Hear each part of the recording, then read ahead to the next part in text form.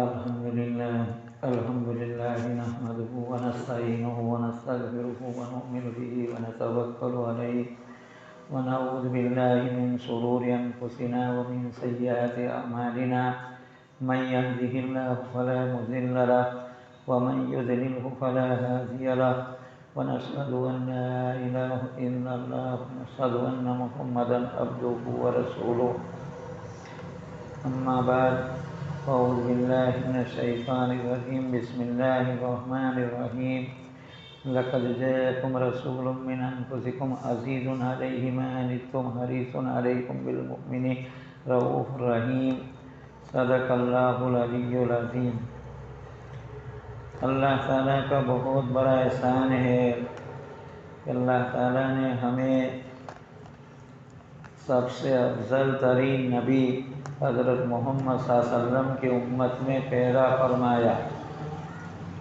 ان آیتوں میں نبی اکرم صلی اللہ علیہ وسلم کی چند صفتوں کا ذکر کیا۔ آیت کا ترجمہ یہ ہے لقد جاءکم رسول من انفسکم، کہ تحقیق کیا آئے تمہارے پاس ایک رسول تم ہی میں سے، یعنی انسانوں کی جنس میں، جنات اور فرشتہ کو نہیں بھیجا۔ عزیز علیہ ما عنتم، کہ ان کو گرا گزرتا ہے تم پر جو مشقت ہوتی ہے، تم پر کوئی مضرت یا نقصان ہوئے تو نبی اکرم صلی اللہ علیہ وسلم کو بہت گرا گزرتا ہے۔ حریص علیکم بالمؤمنین، کہ مومنین پر حریص ہے۔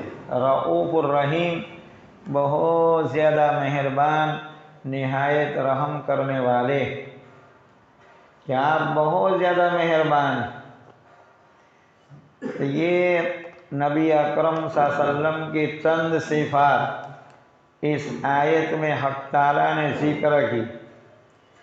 اس میں پہلی صفت کہ نبی اکرم صلی اللہ علیہ وسلم کو انسانوں میں ہی بھیجا، فرشتوں میں سے نہیں، نہ جناتوں میں سے۔ من انفسکم کا ایک معنی تفسیر کبیر میں علامہ راضی رحمۃ اللہ علیہ نے لکھا ہے کہ انسانوں میں افضل ترین، تم میں سے بہترین لوگوں میں، بہترین خاندان میں سے آپ کا انتخاب کیا، کیونکہ حدیث شریف میں ہے کہ حق تعالیٰ نے بنی اسماعیل علیہ السلام کے اولاد میں سے بنی جرہم کا انتخاب کیا، اور ان میں پھر قریش، بنو ہاشم کو، اور بنو ہاشم سے مجھے انتخاب کیا۔ حضرت عبداللہ ابن عباس رضی اللہ عنہ کی روایت ہے کہ حضرت آدم علیہ السلام سے لے کر سرور عالم صلی اللہ علیہ وسلم تک جتنے نبی دنیا میں آئے، دنیا میں صحیح نکاح کے طریقوں سے ان کے والدین نے نکاح کی۔ آبا اور اجداد میں کوئی جہالت کے زمانے کی نکاح نہیں کی تھی کہ چند لوگ زنا کرے، پھر عورت جو ہے ان لوگوں میں سے کسی کو کہہ دے تیرا بچہ ہے۔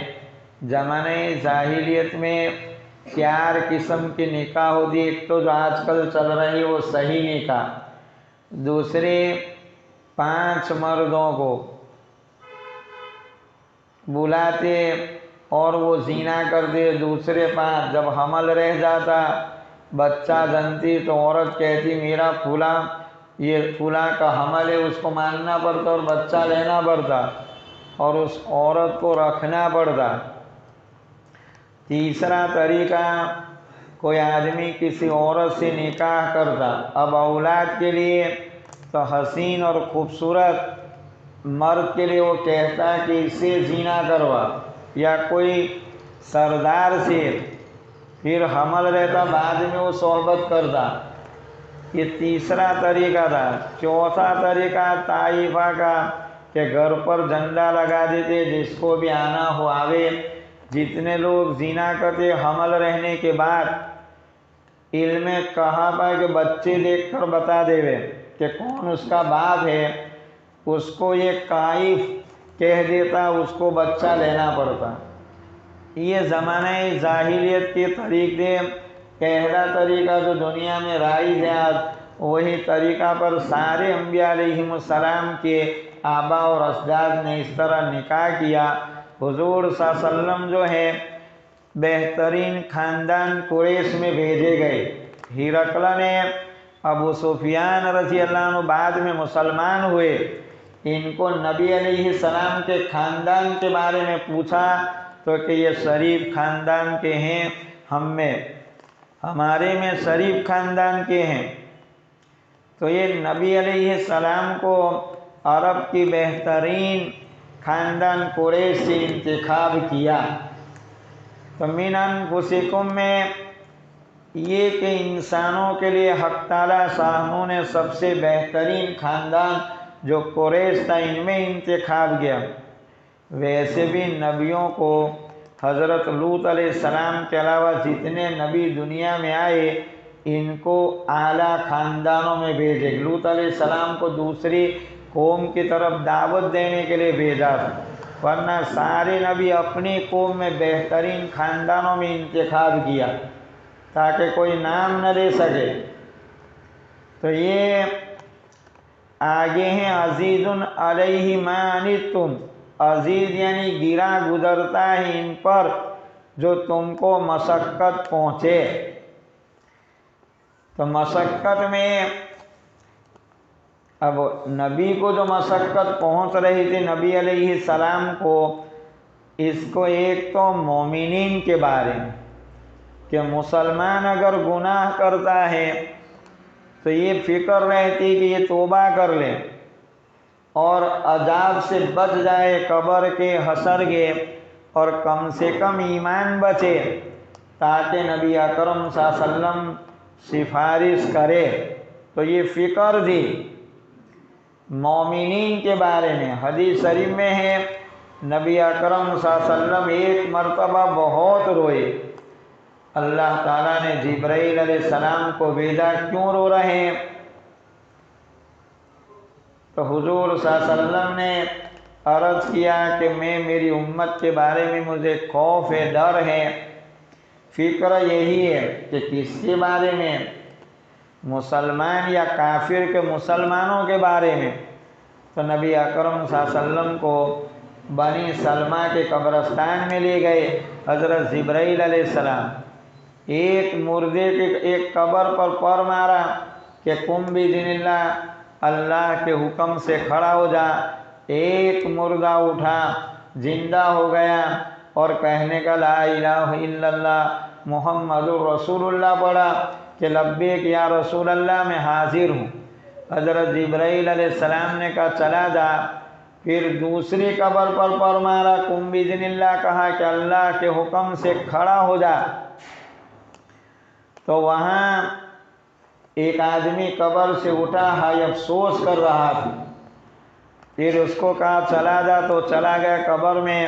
حضرت جبرائیل علیہ السلام نے فرمایا کہ مجھے میری امت آپ کو جس خوف جو ڈر جو ہے آپ کو فکر ہے امت کی، یہ امت جیسی زندگی گزارے گی ویسے مرے گی، اور جیسے مریں گے ایسے اٹھائے جائیں گے۔ کہ امت کا درد اور فکر جو ہے نبی اکرم صلی اللہ علیہ وسلم نے ایک مثال کے ذریعے سمجھایا کہ آگ جلائی جاتی ہے، وہاں پتنگیاں گرتے ہیں آگ میں، کہ لوگ جہنم کی آگ جلائی گئی ہے اور لوگ گر رہے ہیں، میں ان کی کمر پکڑ پکڑ کر ان کو باہر کھینچ رہا ہوں۔ یعنی لوگ اللہ تعالیٰ کو ناراض کر کے جہنم کی طرف جا رہے ہیں اور میں لوگوں کو بچا رہا ہوں احکام خداوندی بتلا کر۔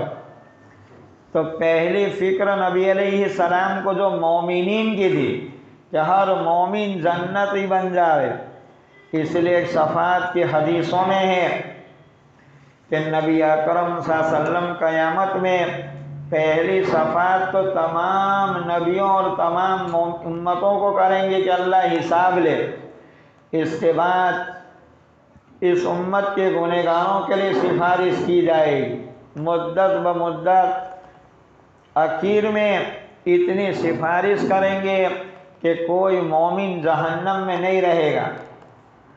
پھر نبی علیہ السلام کو حق تعالیٰ پوچھیں گے کہ اب راضی ہے کہ ہاں؟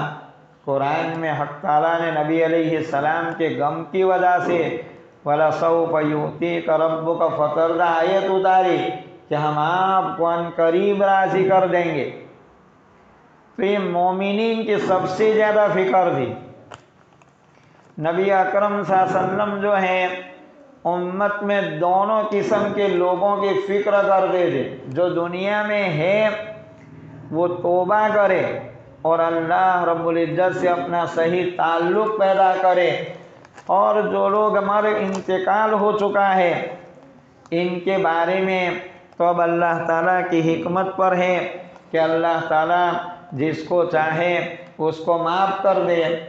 دنیا میں تو مغفرت آدمی مانگ سکتا ہے، توبہ کر سکتا کافر کفر سے، منافق نفاق سے، اسی طرح مومن اپنے گناہوں کی معافی مانگ سکتا ہے۔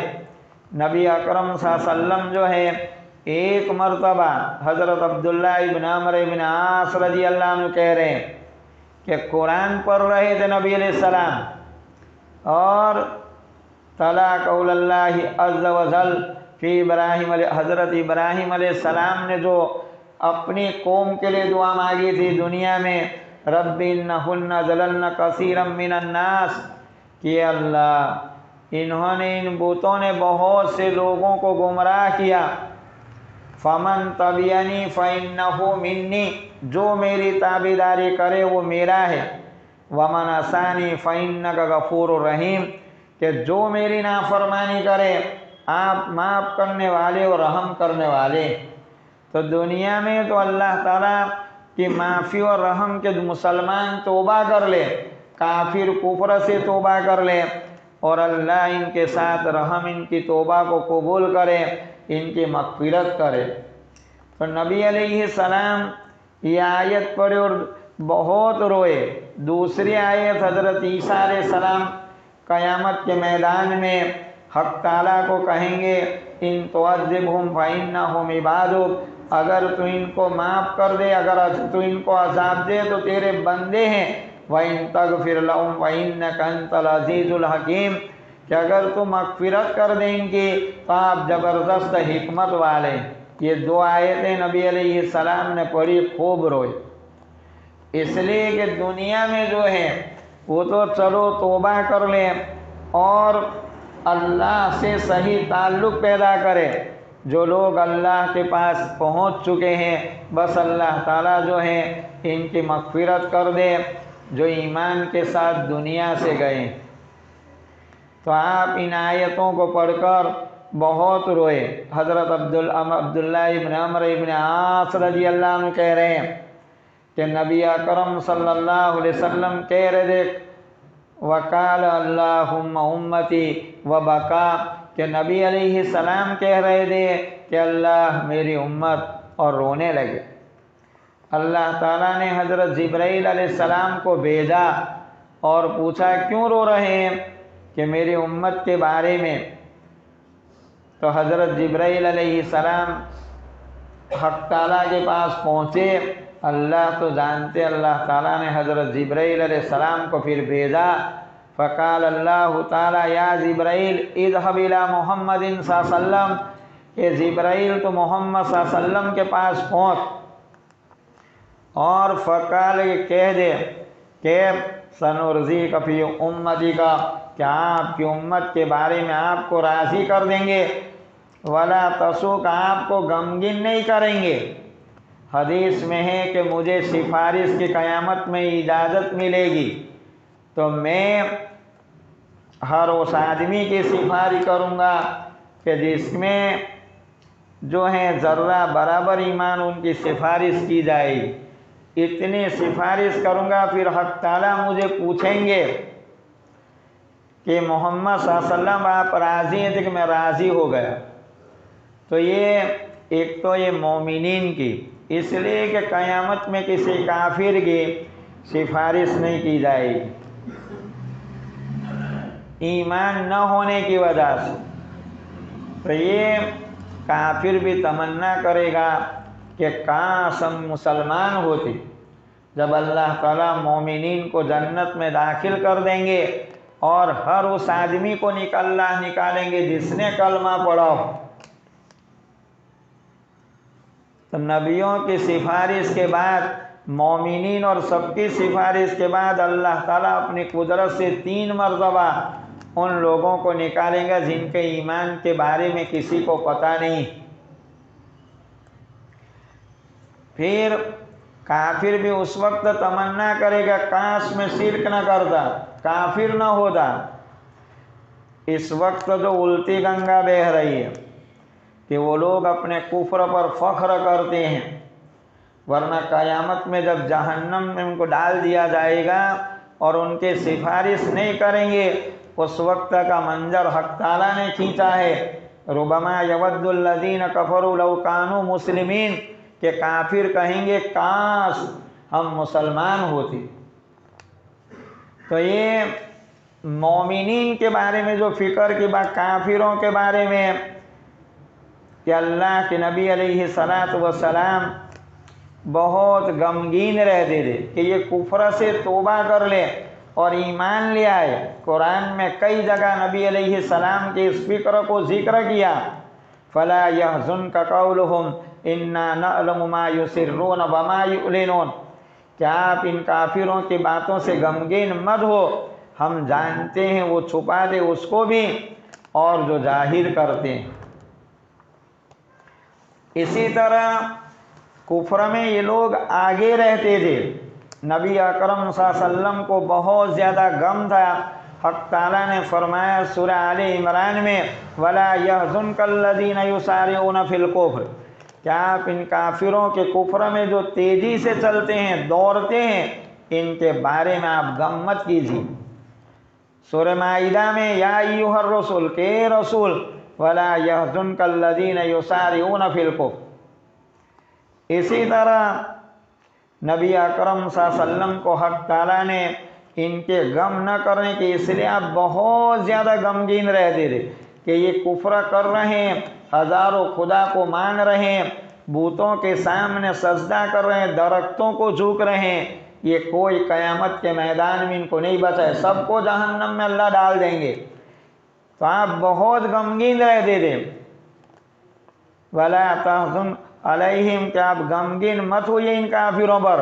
वक़्फ़िज़ जनाहक बिल मुमिनीन, जनाहक बिल, क्या आप मोमिनीन के साथ शफ़क़त कीजिए। तो ये कुरान ने बड़ी इससे समझ कहा कि नबी अलैहिस्सलाम जो हैं, दुनिया का कोई आदमी बेईमान न मरे, कुफ्र के साथ न मरे, गम था।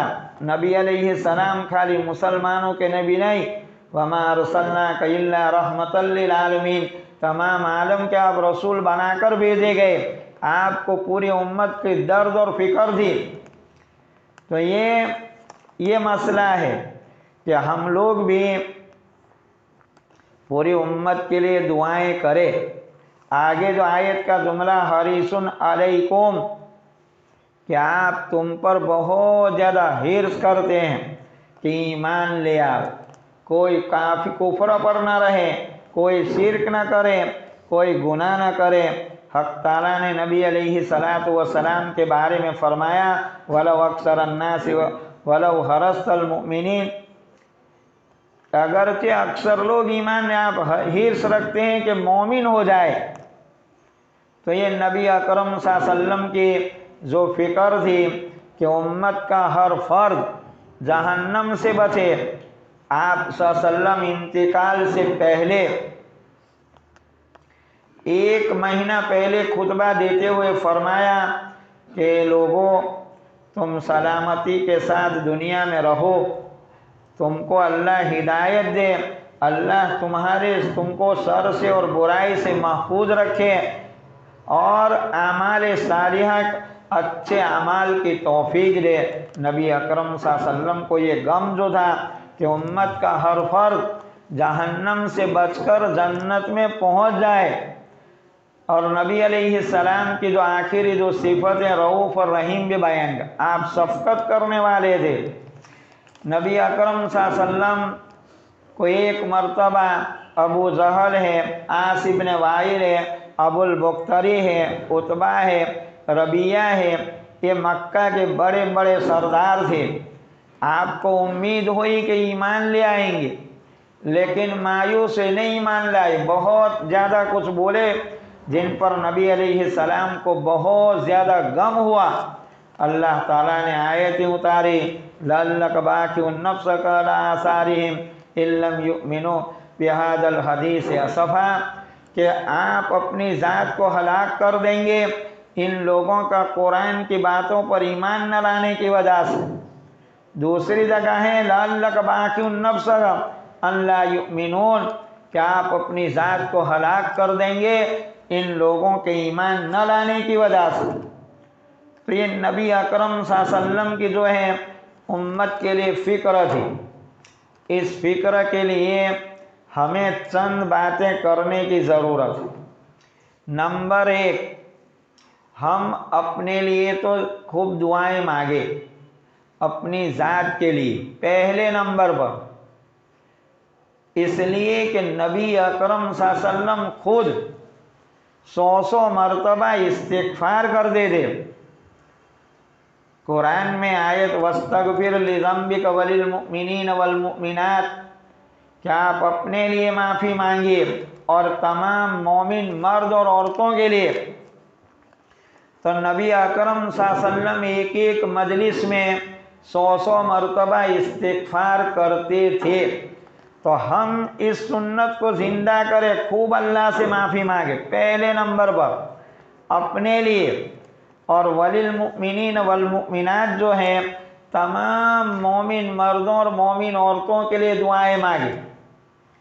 نبی اکرم صلی اللہ علیہ وسلم دعا مانگتے تھے اللہم اغفر لی، کہ اللہ میری مغفرت کر دے، وللمؤمنین والمؤمنات، تمام مومن مردوں کی، تمام مومن عورتوں کی، وللمسلمین والمسلمات، تمام مسلمانوں کی اور مردوں کی اور تمام مسلمان عورتوں کی۔ یہ نبی علیہ السلام دعا بھی مانگتے تھے اور امت کو تعلیم دی کہ 27 مرتبہ مانگے دعا، جو مانگے گا اللہ تعالیٰ اس کی ساری دعائیں قبول کر لے گا، اور اس کو اللہ تعالیٰ ایسے لوگوں میں بنا دیں گے جس کی وجہ سے دنیا میں بارش ہوتی ہے۔ تو یہ دعا تو آسان ہے، نہ آگے تو اردو میں مانگے، گجراتی میں مانگے، اللہم اغفر لی، کہ اللہ میری مغفرت کر دے، وللمؤمنین والمؤمنات، تمام مومن مردوں کی اور مومن عورتوں کی۔ نیت کر لے کہ حضرت آدم علیہ السلام سے جو قیامت تک کے لیے یہ الف لام استغراقی ہے، تمام کی نیت کر لیں کہ تمام مومن مرد اور عورتوں کی، والمسلمین والمسلمات، تمام مسلمان مردوں اور عورتوں کی مغفرت کر دے۔ تو ہم اپنے لیے بھی خوب مغفرت دعا مانگے۔ دوسرا کام یہ کرنا ہے کہ جہاں ایمان کی باتیں ہوتی ہیں، تبلیغ کی ہو یا بزرگوں کے ذریعے یا علماء جو بیانات کرتے ہیں، جلدی پہنچے۔ مسجد میں جلدی جبھی زوال ہو جائے، سورج ڈھل جائے، تو حضرت عثمان رضی اللہ عنہ کے زمانے میں پہلی اذان جو ہوئی ہے، ان کی ابتدا، ورنہ ایک اذان ہوتی سیدھی نماز ہو جاتی، مسلمانوں کی تعداد بڑھی تو زوال کے بعد پہلی اذان فوراً دی جاتی تھی۔ اس لیے بعض علماء نے لکھا ہے کہ پہلی اذان کے بعد، پہلے زوال کے بعد اپنے اس سے پہلے سارے کام بند کر دے اور مسجد میں پہنچے۔ پہنچنا واجب لکھا ہے بعض علماء نے، اور اذان ہو جائے تو اذان سے پھر کام کوئی تجارت کرنا بھی حرام ہے۔ اس کو معمولی نہ سمجھے، ورنہ پچھلی کو بنی اسرائیل نے سنیچر میں شکار جمعہ کے دن ہیلا کر کے کیا تھا کہ کھڈا کھودتے تھے، اللہ نے ان کو بندر بنا دیا، کونوں قردتن خاسین کا ان کو بندر بنا دیے تھے۔ तो ये जुमा की कदर की ज़रूरत। देर में आए बगैर जहाँ नमाज पढ़ना है जवाल आदमी वहाँ पहुँच जाए। इसलिए तो फुकहा ने लिखा है कि किसी दुकान पर किसी गैर मुस्लिम को बिठाए और वो नमाज में चला जाए और मस्जिद जो है अजान हो गई हो तो वो मना लिखा है कि ये नमाज के रुकावट का ज़रिया बनेगा ही। इसलिए अजान के बाद खाना खाना, पानी जो है पीना है, बातें करना है, इन चीज़ों में लगना ये गुनाह है। इसको हम मामूली ना समझे। हम लोग बस पकड़ते हैं तो जल्दी 15-20 मिनट जाती कि बस चली जावे, बस चली गई तो नुकसान समझ में आता है। यहाँ जो आदमी पहला पहुँचता है उसको ऊँट के कुर्बानी का सवाब मिलता है। बाद में पहुँचता है तो जो आदमी उससे नीचे के जानवर गाय की कुर्बानी का सवाब, इसके बाद जो है पहुँचते हैं तो सवाब घटते जाते हैं। और जब ये खुतबा शुरू हो जाता है तो फरिश्ते रजिस्टर को लपेट कर बैठ जाते हैं। हदीस शरीफ में है कि फरिश्ते दुआ करते हैं। जो लोग मस्जिदों में जुमा में आते हैं फिर जो खुतबा से पहले नहीं पहुँचते तो वो दुआ करते कि अल्लाह बीमार है तो उसको तंदुरुस्ती दे, गुमराह है तो हिदायत दे। और ज़मीन और आसमान की सारी मखलूक इंसान और जिन्नात होकर जुमा के दिन डरती है क्योंकि क़यामत जुमा में आएगी, इसलिए वो डरते हैं कि कहीं क़यामत ना आ जावे। तो ये सारी मखलूक डरती है। तो हमारी एक तो ये दरख्वास्त है कि जुमा में देर में आने का जो माहौल है इसको ख़त्म करें, जल्दी आवे। वहाँ यहाँ आएंगे, मस्जिदों में बैठेंगे, फरिश्ते हमारे लिए दुआ करते हैं अल्लाहुम्मा गफिर लहू वरहमहू, कि अल्लाह इसकी मग़फ़िरत कर दे, उस पर रहम कर। तो मुझे तो ये अर्ज़ करना है कि हम लोग तय करें कि जहाँ बयान होता है वहाँ या जहाँ तालीम होती है मस्जिद की, जहाँ ज़िक्र की मजलिसें लगती है वहाँ पहुँचे और हम इसीलिए कुर्बानी दें। नबी अकरम सल्लल्लाहु अलैहि वसल्लम को हुक्म था फ़अलम अन्नहु ला इलाहा इल्लल्लाह, कि आप जान लीजिए अल्लाह के अलावा कोई माबूद नहीं। तो ईमान जो हकीकत को हासिल करना हर एक को फ़र्ज़ है। इसलिए ईमान जहाँ ईमान की बातें होती है, जहाँ ईमान के हासिल करने की कुर्बानी दी जाती है, तबलीग है, वहाँ तस्कील की जाती है। पहुँचे हम मरकज़, शाम को मरकज़ में इज्तिमा होता है, पहुँचे इसमें और दुआओं के लिए एक वक्त निकाले कि अपने लिए, अपने घर वालों के लिए, अपने रिश्तेदारों के लिए, पूरी उम्मत के लिए खूब दुआएं मांगे। हम दुआ मांगेंगे, हमारी दुआ रायगा नहीं जाएगी। हज़रत फ़ुज़ैल इब्न इयाज़ रहमतुल्लाह अलैह को किसी ने ख्वाब में देखा, पूछा कि वहाँ की कोई अजीब बात सुनाओ। कहा मेरा पड़ोस में एक लोहार रहता हो मुझसे ऊपर दर्जे में। कि क्यों? कि रोज़ाना अपनी मंजिल पर ऊपर, उसका मकान ऊपर मजले में होगा, वो ऊपर चढ़ता था रात को और अल्लाह को कहता था कि अल्लाह फ़ुज़ैल इब्न इयाज़ की तरह मुझे माल और इल्म देता, मैं तेरी राह में खर्च करता। तो इसकी वजह से कि मेरे दर्जे में तो पहुंचा दिया और उसकी नेकियों ने उसको ऊपर पहुंचा दिया। इसलिए तय करें हम दीनी जितनी भी चीज़ें चलती हैं, मदारिस हो, खानकाएँ हो, तबलीग हो या अंजुमनें हो, इस्लाही माशरा हो, जमीयत उलमाए हिंद हो, जो लोग दीन के काम करते हैं हम इनके जो हैं तरफदारी करने वाले, इनके मददगार बने, इनके मुखालिफ न बने, इनके लिए दुआ करें। हम जमात में मसलन नहीं जाते तो जो लोग जमात में जाते इनके लिए दुआ करें कि इनका जाना कबूल कर, इनके बैठना कबूल कर। मदारिस में नहीं जाते तो मदरसा वालों के लिए दुआ करें, खानका में नहीं जाते तो खानका वालों के लिए दुआ करें। और दुनिया में मुक़द्दस जमातें जो अपनी जान और माल लगाती है, ऐसी दुनिया की मुक़द्दस जमातों के लिए अल्लाह ताला इनकी मदद करे, इनकी नुसरत करे, इसके लिए दुआएं करने की। तो हमें कम से कम कुछ नहीं किया तो इनके साथ अल्लाह पहुंचा देगा। हदीस में नीयतुल मोमिन खैरुम मिन अमल, के मोमिन की नीयत इससे अमल से भी बेहतर है। आखिरी बात जो मुझे ये करनी थी कि गुनाह को मामूली न समझ। ये फ़िक्र की बात मैं इसलिए की कि कोई नबी अलैहिस्सलाम के ज़माने में एक आदमी ने 3 तलाक़ें दे दी, یہ حرام ہے۔ نبی علیہ السلام نے بہت زیادہ ناراضگی کا اظہار کیا اور یہ کہا اتستہزئون بکتاب اللہ وانا اظہر بینکم، کہ میں تمہارے درمیان میں موجود، تم اللہ کی کتاب کی مذاق کرتے ہو، ایک گناہ کو معمولی نہ سمجھے۔ ایک مرتبہ فرانس میں آج سے 30 سال پہلے جماعت تھی، وہاں مسجد میں دیکھا کہ ننگی عورتیں جا رہی روڈ پر آدھی رات کو، تو امیر صاحب نے کہا کہ دنیا میں ننگا پن پھیلے گا، ابھی تو کوئی ننگا پن ہے نہیں، ننگا پن اب دنیا میں پھیلے گا، کوئی برائی وجود میں آتی وہ پھیلتی ہے۔ آج سے 30 سال پہلے ایک آدمی کو وہ آدھا بال جو کاٹا ہوا دیکھا تھا ایک ہندو کو، میں نے اس کو کہا تیرا دماغ ٹھیک ہے کہ نہیں؟ اس نے کہا میں کٹوا دوں گا۔ اس کے بعد بنگلہ دیش میرا جانا ہوا خانقاہ میں 6 سال پہلے، تو ڈھاکہ میں دیکھیں 99% مسلمان وہ بال آدھا کٹا ہوا جوکروں کی طرح دکھائی دیتے تھے۔ نبی علیہ السلام نے جوکر پن کو دور کرنے کے لیے دنیا کو روکا۔